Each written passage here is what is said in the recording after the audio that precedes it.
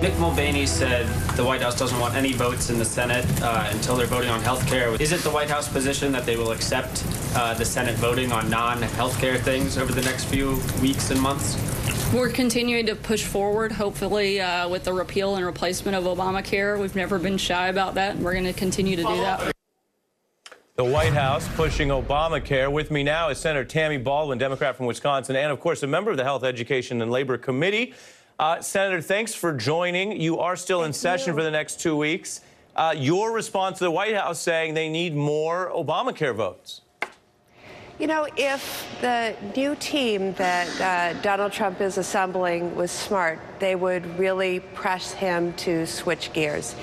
It is time to put aside these efforts to sabotage, to destroy, and to repeal and replace, and instead focus on where we can find some common ground. And I truly believe that there is common ground to be found if Republicans work across the aisle with Democrats. I mean, if you think about it, the big issues are costs, and whether that is in the form of our working together to make these CSR payments that would stabilize the insurance marketplace, or work on tackling the spiking cost of prescription drugs. There is a lot of common ground out there, and that's what the president's new team should be advising him to do. There may be common ground somewhere, but we're hearing from the White House they're looking at ways to further undermine Obamacare. Do they have that power? Can you stop them? Certainly there's a lot of damage that the president can do and, frankly, already has done.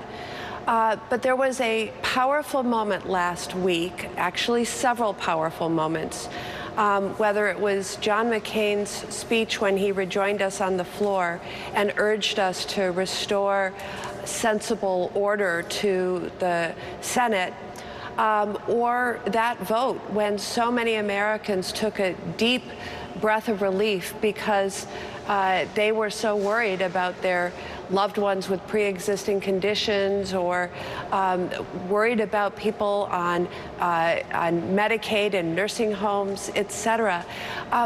Let us use that moment to work together rather than the president continuing to insist upon this sort of sabotage and destruction strategy. His new team ought to be pressing him to change course.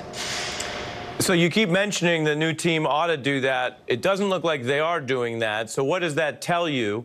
And do you think this is a net gain or loss, the recent staffing changes?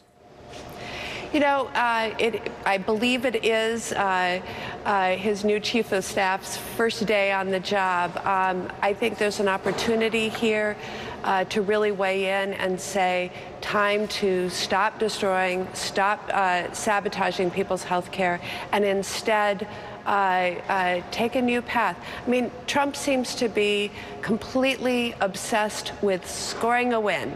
And maybe they can persuade him that the real win would be one for the American people if we work together. Senator Tammy Baldwin, appreciate your views on health care and everything else today. Thank you.